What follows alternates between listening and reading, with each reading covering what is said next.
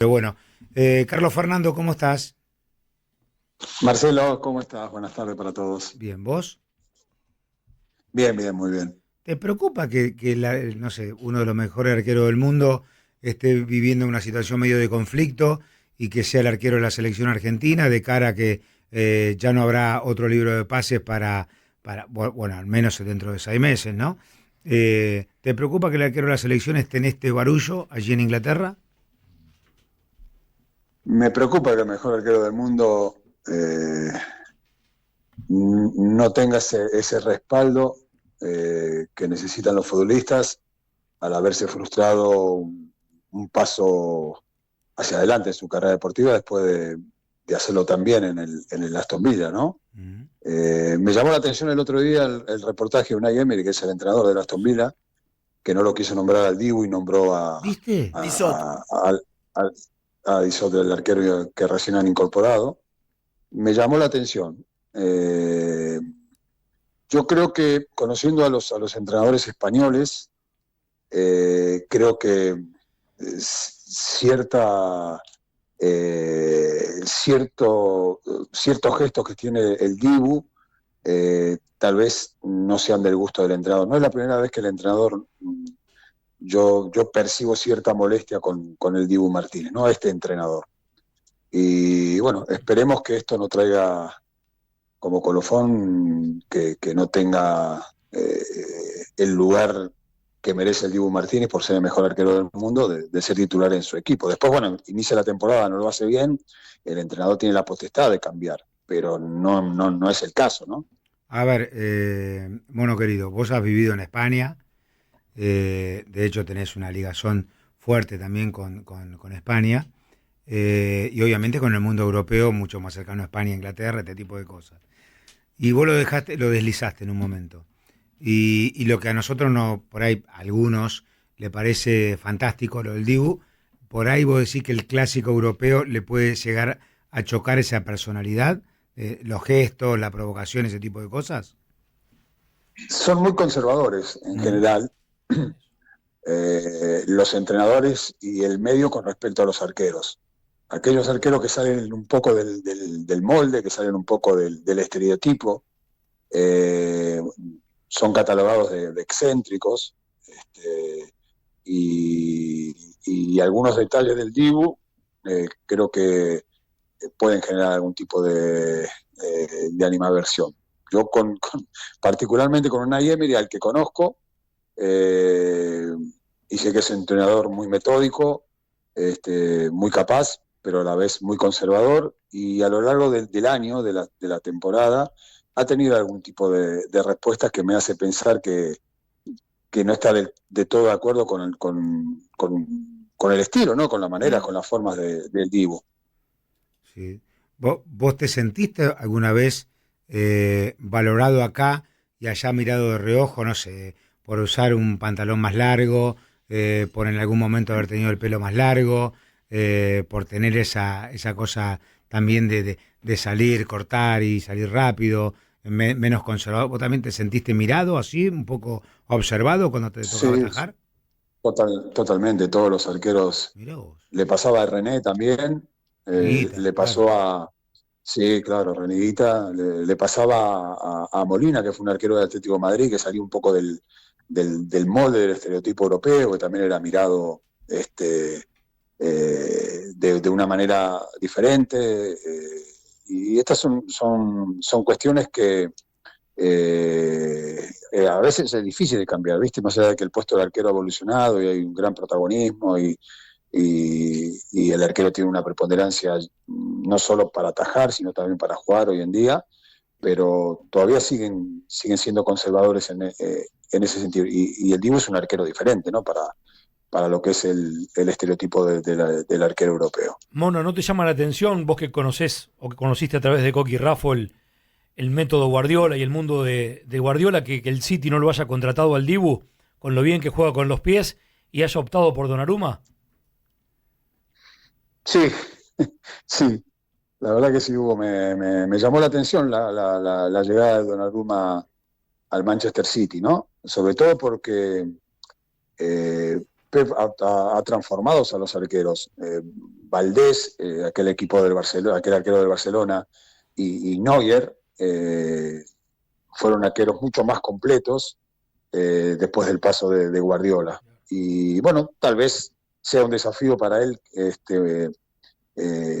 adicionarle condiciones a Donnarumma, ¿no? Claramente un arquero que es un arquero muy de área pequeña, ¿no? Un arquero muy atajador, pero que participa poco en el juego, inclusive en este PSG de Luis Enrique, que tiene también una idea parecida a la de Pepe en cuanto a la conservación del balón, pero que no utiliza el arquero.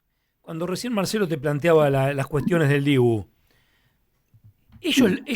las maneras que el Dibu tiene, que vos decís que en Europa tal vez no gusten tanto, ¿lo encuadran dentro de cuestiones disciplinarias o lo encuadran de un prototipo de conducta que no es el que ellos pretenden?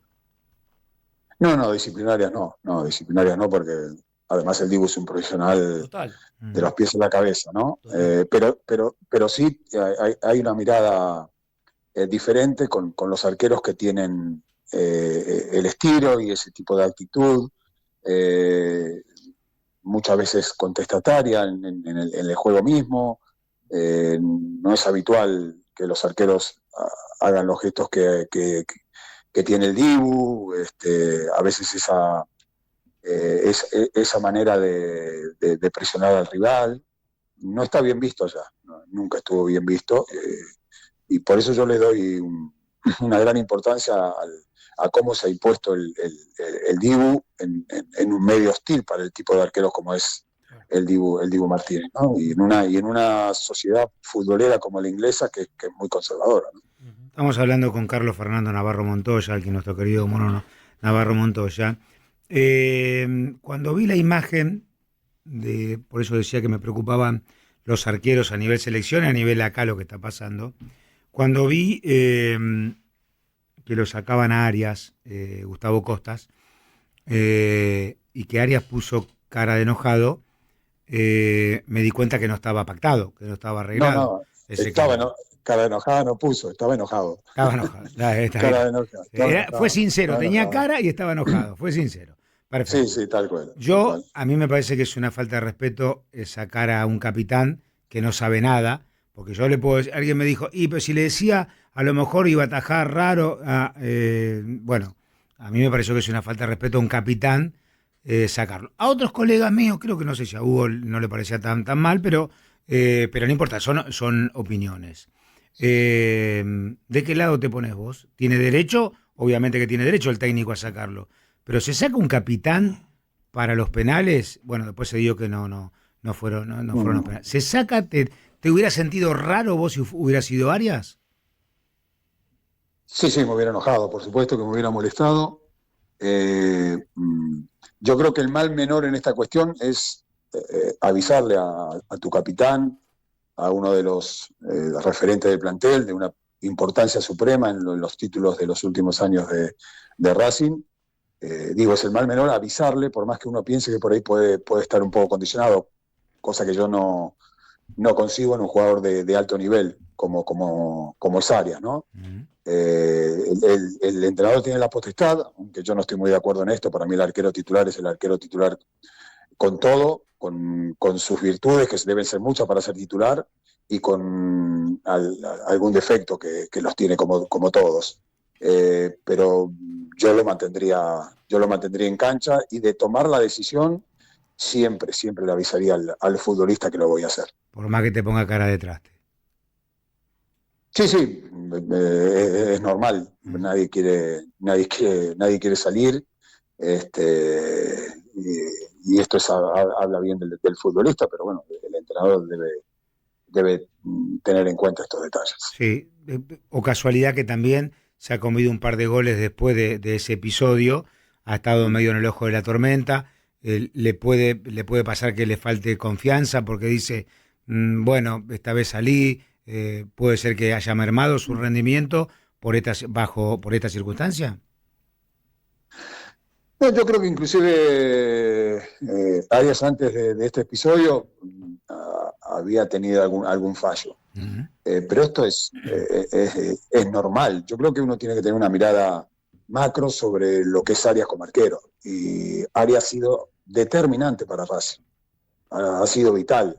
Y más allá de que esto es un juego en el cual la eficacia es una de las cuestiones que, eh, para, bajo lo que estamos todos juzgados en el fútbol, y más como futbolistas, yo creo que cuando uno hace una mirada macro tiene que entender porque no se puede deshumanizar al futbolista. Por supuesto que el futbolista se puede equivocar, por supuesto que puede tener un bajón. El primero que lo reconoce es él, y ese es un muy buen punto de partida.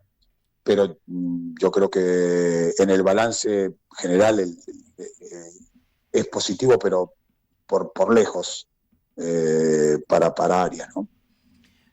Mono, cuando un técnico amaga con sacarte, un arquero como Arias lo percibe, percibe que el técnico lo mira de reojo y que hay un competidor allí que está presto a quitarle el puesto o a desplazarlo. ¿Eso quita confianza? Por supuesto que el futbolista percibe todo. Eh, por eso una de las grandes virtudes de un entrenador es no mentirle al futbolista y ser lo más claro posible, porque el futbolista se da cuenta de todo. El futbolista se da cuenta en la semana cuando el entrenador te va a sacar. Mirá. O cuando tiene ciertas dudas. Pero esto es una de las cuestiones que los futbolistas deben imponerse. Por eso hay futbolistas de alto nivel, como es Arias, que ya ha pasado, como él mismo lo dijo, al término del partido por alguna situación similar, y volvió a elegirse como alguien fundamental para Racing. Entonces, yo creo que todas esas cuestiones hay que tenerse en cuenta. Pasa que, a ver, hay una histeria, hay un exitismo muy grande en el fútbol, ¿no? En la cual pareciera que el futbolista debe salir de equipo cada vez que se equivoca. Y yo creo que hay que tener una mirada un poco más amplia para juzgar a un futbolista y para decidir sacar a un futbolista, ¿no? Y después también para nosotros, los que somos espectadores o comunicadores, para sentenciar a un futbolista. Yo creo que el error está implícito en este juego y todos se equivocan, hasta los más grandes se han equivocado. Mono querido, Armani de 6 meses a esta parte aprendió a atajar penales, se dedicó a perfeccionarse, le dolió la crítica que decía que cuando iba a la definición por penales no tenía chance River porque Armani no atajaba penales, le trajeron a Ledesma, a lo mejor, y eso lo motivó. ¿Qué crees que pasó que ahora Armani ataja penales, Mono? Mira, justamente de estos tres arqueros que hablamos, son un muy buen ejemplo para los chicos, porque son un ejemplo de resiliencia, son un ejemplo de perseverancia, son un ejemplo de constancia, porque tanto el Dibu como Armani como Arias, al que tuve de compañero cuando él recién se iniciaba en Bahía Blanca, le han ganado a su destino, porque a ellos les costó mucho ocupar su lugar.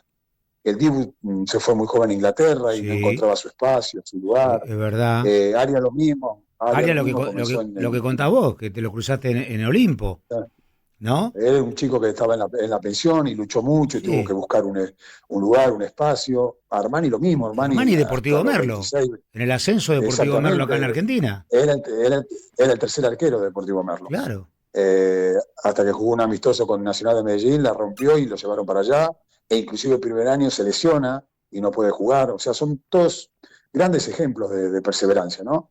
Y yo creo que Armani, lo que le sucede con los penales es otro gran ejemplo que le da a los chicos, que por más que esté en lo más alto, porque Armani sin duda, para los hinchas de River, cuando hace un balance y quiere nombrar a los mejores arqueros de la historia de su equipo o de la historia que han visto, dependiendo de la edad, seguramente Armani estará en esa lista, ¿no? Y él no se quedó dormido en los laureles, él sintió y lo percibió porque el futbolista se da cuenta de todo y el peor enemigo de un futbolista es el futbolista mismo cuando se engaña. Y Armani no se engañó porque él se dio cuenta que no estaba siendo decisivo en los penales y seguramente lo practicó, lo ensayó y esa perseverancia, como él mismo lo dijo en una nota que lo escuché, obtuvo esta recompensa, ¿no? ¿Y qué le ves que mejor? ¿Qué hace de distinto ahora? Porque tampoco todo lo podemos vincular a que antes tenía mala suerte y ahora tiene suerte. No, por supuesto que no. Lo primero, yo creo que eh, la cabeza es trascendental para el futbolista. El, el punto de partida para un futbolista es la cabeza. A partir de que tu cabeza genera sensaciones positivas, vos empezás a tener muchas más posibilidades de llegar a la eficacia. Y yo creo que esto sucedió con Armani, ¿no? Yo creo que él entrenó, él ensayó, empezó a buscar qué es lo que le pasaba, por ahí se iba mucho tiempo antes, por ahí no analizaba bien el momento del partido, del jugador que va a patear, si es derecho, si es izquierdo, cómo se posiciona, si es un penal decisivo, si no. Todas estas cuestiones que son el granito de arena, el pequeño granito de arena cada una de ellas para llegar a poder ser determinante como ha sido determinante en esta eliminación que pudo sortear River. Qué lindo hablar con especialistas de tema arqueros, de hacer este repaso, porque ahora pienso en Chiquito Romero, ¿no? Se desgarró Marquesín, un pibe como Bray que había atajado, pero que después quedó ahí en el banco de suplentes. Chiquito Romero, que está ya de alta, decide quedarse en un lugar donde da la sensación que si vos fueras Chiquito Romero, te hubieras quedado cuando está viendo que no ya recuperado no tiene chances. A la edad que tiene él, hubiera buscado otro horizonte para atajar. Sí, indudablemente que lo mejor que le sucede a un futbolista es jugar. Y cuando vos percibís que no vas a ser tenido en cuenta o que estás muy, muy detrás, tal vez la mejor decisión es salir, pero también está el amor propio del futbolista. A nosotros muchas veces los futbolistas el ego, el amor propio, el orgullo nos hace tomar determinaciones, que después el tiempo dirá si son acertadas o no, porque uno todas las determinaciones que toma en la vida las hace con la mejor buena voluntad y la mejor intención. Sobre todo porque Chiquito pasó de ser vital y determinante, mejor jugador del equipo en el año 2023, y después con la llegada de las lesiones y de no tener el apto físico, empezó a perder terreno, ¿no? Pero yo creo mucho en el fuego sagrado de los futbolistas. Yo creo que Chiquito sigue teniendo ese fuego y ojalá le llegue la posibilidad, no sé si en Boca o en otro lado, pero yo creo que la carrera de Chiquito merece ser terminada haciendo lo que más amamos y queremos los futbolistas, que es jugar. Igual, Mono, te saludo. Yo creo que también depende cuándo te digan las cosas, ¿no? Porque Romero, desde el incidente con el hincha, yo creo que no atajó más en Boca por eso, jugó solamente 2 partidos en un año, después Boca va a buscar un arquero como Marquesín, y cuando regresan del Mundial de Clubes, en una charla mano a mano, Russo, Romero, ahí Romero se entera que es el cuarto arquero.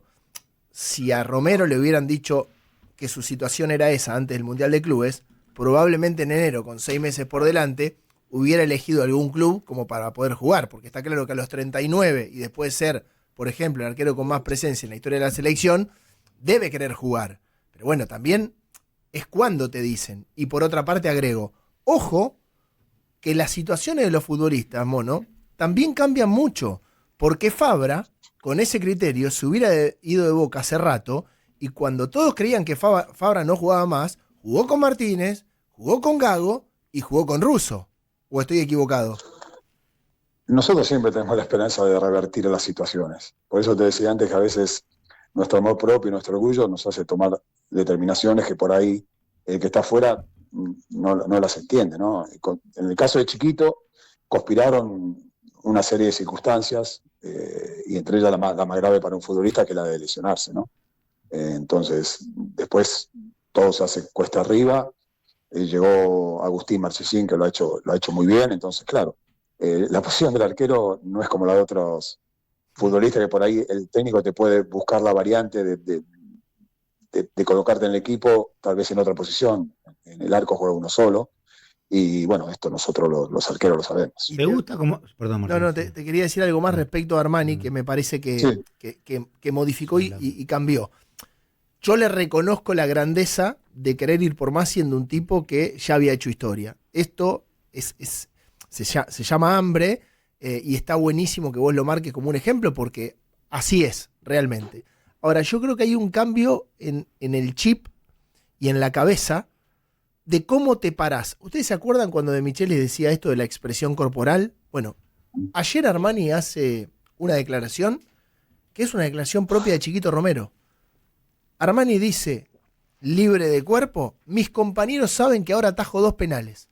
Eso viene de arriba, Marcelo. Eso viene de la decisión con la que vos te parás sabiendo que algún penal vas a tapar. Le pasaba a Romero en Boca, le pasó a Agustín Rossi, que él llegaba a la línea y de alguna manera intimidaba por su personalidad. O sea, la cabeza también cambió, Mono. Y es fundamental, como te decía antes, Martín.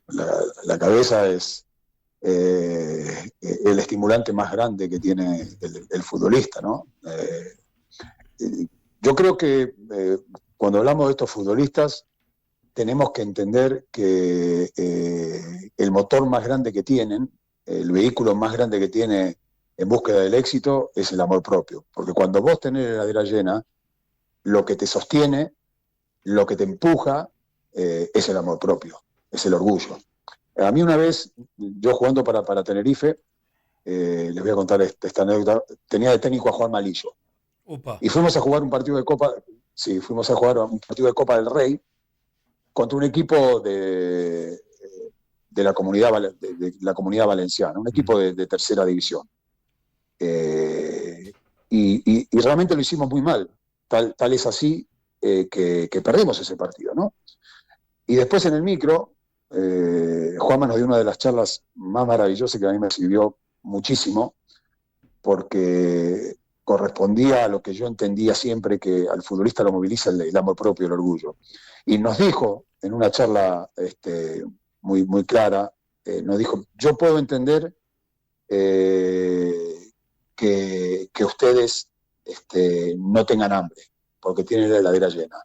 Lo que no puedo aceptar es que no tengan amor propio. Y yo creo que eso es lo que motoriza a los futbolistas en determinados niveles, donde el gran enemigo es uno mismo, y uno se tiene que superar ante uno mismo. Mono, cuando se habló que ibas a Boca, perdón, ¿te puedo preguntar por Boca? Sí, por favor. No, porque yo respeté por allí tu silencio, porque los chicos de la producción dicen, Navarro Montoya se habla que va de manager a Boca. Yo en un momento le decía a los chicos, pero el Mono en este momento por ahí, digo, pero por ahí ha pasado un tiempo. ¿Llegaste a hablar con Riquelme para ser manager de Boca o fue toda conjetura periodística? No, nunca hablé con Román. Para serte sincero, hablamos la semana pasada, pero por el fallecimiento de Dani Bolonikov, alguien muy importante en la vida de Román, y llamé para darle mi pésame a él y a la familia, obviamente, de Dani, de Daniel, pero nunca hubo un contacto del club con respecto a todo lo que se habló de mi incorporación a la Secretaría Técnica o al organigrama del club. Todavía esto no se ha dado. Y yo, conociendo a todas las personas que conozco en el club, sé que este es un tema que estará pensando y repensando mucho Román, que es alguien que analiza mucho las cosas, así que llegado el momento, si él cree que yo soy la persona idónea, seguramente se comunicará conmigo. ¿Dirías que sí?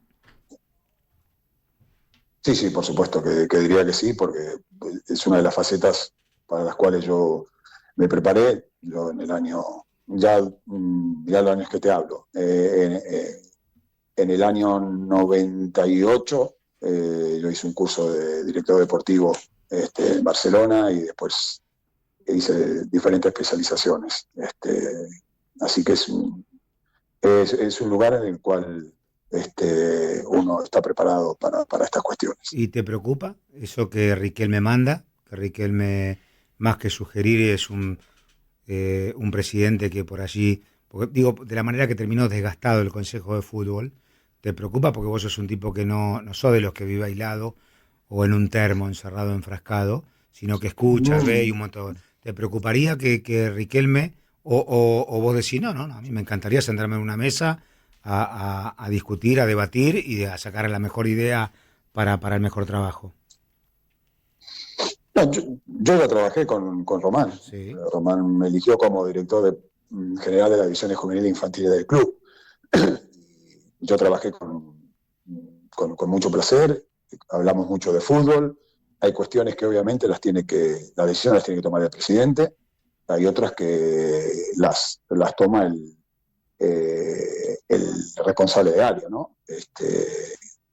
Mira, acá hay modelos muy claros.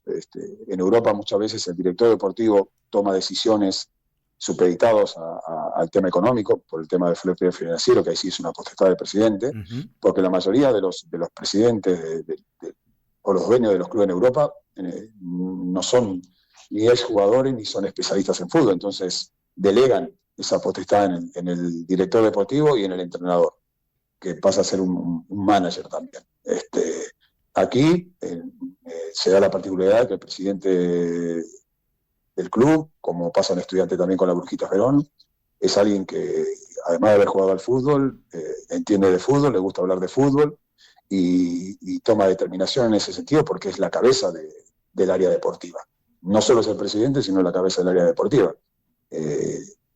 A mí no me parece mal que esto sea así. Lógicamente que tiene que haber un ámbito de discusión, un ámbito de crítica, porque el mejor terreno para evolucionar y para desarrollar es el del intercambio de opiniones. Uh-huh. ¿Te gusta cómo se juega en el fútbol argentino o no? Yo, conociéndote tus gustos, diría que te gusta más menos que más. Sí, a ver, el fútbol argentino tiene una característica que traspasa las fronteras y los tiempos, que es su competitividad, ¿no?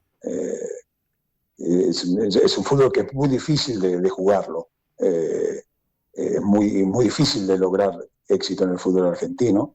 Hay equipos que por mi sensibilidad futbolística se acercan a mi gusto, ¿no? Argentino Junior me parece que es un equipo que juega muy bien al fútbol dentro de lo que es mi sensibilidad, porque hay otros equipos que también lo hacen a su manera y lo hacen bien, ¿no? Pero si tengo que nombrar un equipo hoy en día, Pasajes de Independiente también, con Bacari, que lo ha hecho bien. Y después hay equipos que logran jugar como pretende su entrenador.